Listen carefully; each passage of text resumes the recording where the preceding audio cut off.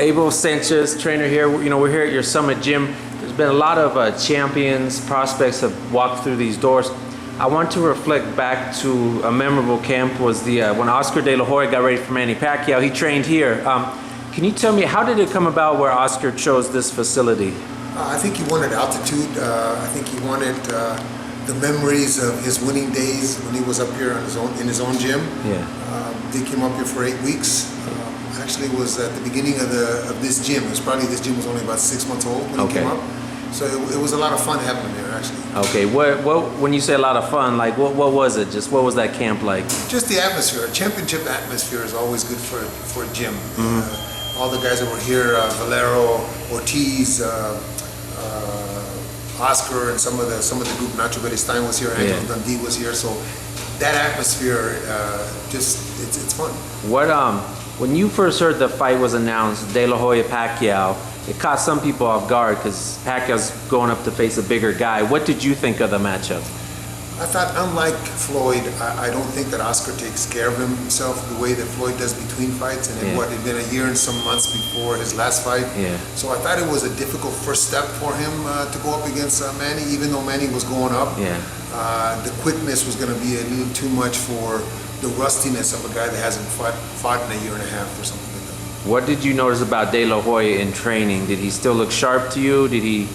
No, actually, no. He was a 36-year-old man coming off of a year and a half layoff, trying to rekindle some of that sharpness, some of that snap in his punches, some of that movement. It was difficult. To me, again, he wasn't busy enough in the off time. So you kind of, in your mind, you had a feeling maybe Pacquiao would be trouble for him. Yeah, I thought that it would be a difficult fight for him. I didn't think it was going to be that difficult, but I thought it would be a difficult fight. What do you remember about Pacquiao at the time? Like, I'm sure news travels from gym to gym. What were you hearing about maybe Pacquiao at the time training with Freddie Roach?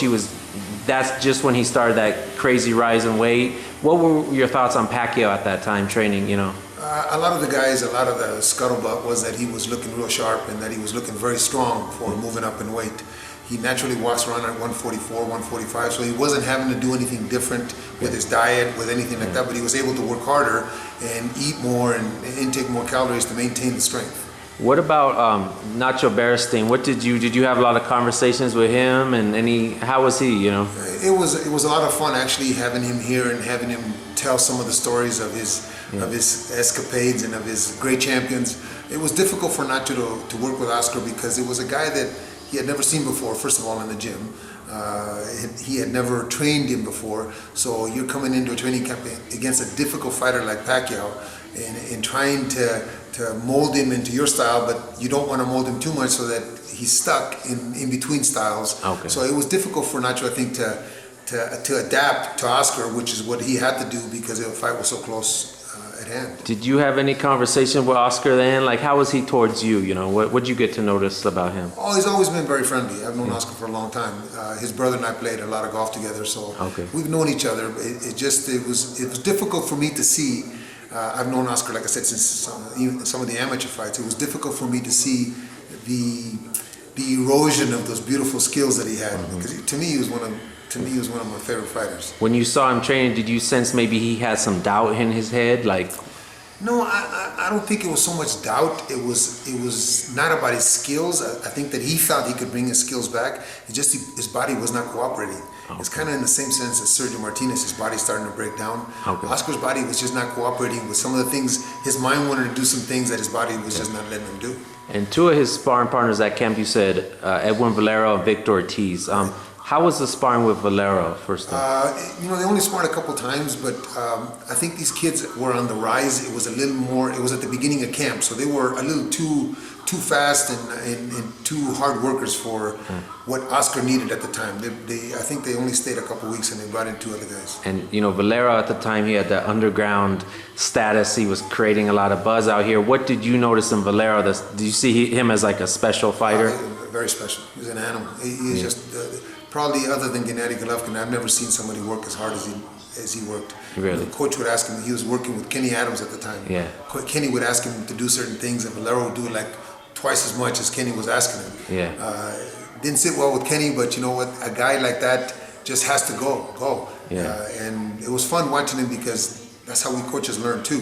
And so Kenny Adams was up here kind of monitoring the sparring and training and everything too? Right, Kenny was up there with him. Okay, and then what about Victor Ortiz? What was he like back then, 5 years ago? Victor was young, brash. Actually, probably Victor was a little bit harder for Oscar than Valero was, because I think Valero knew how to work a little bit better than with the guys.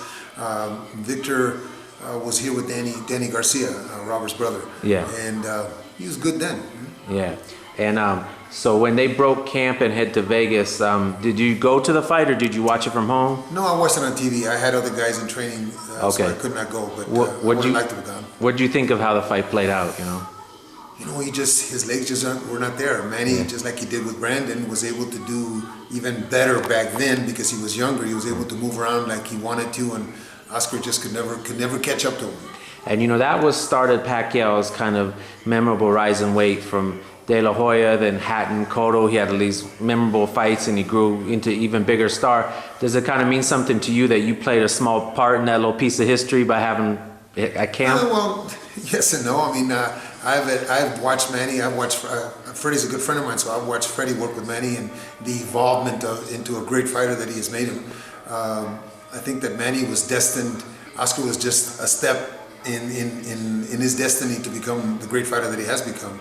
But Oscar did his thing when he was Manny back 10 years before that fight. Oscar was doing that to everybody else.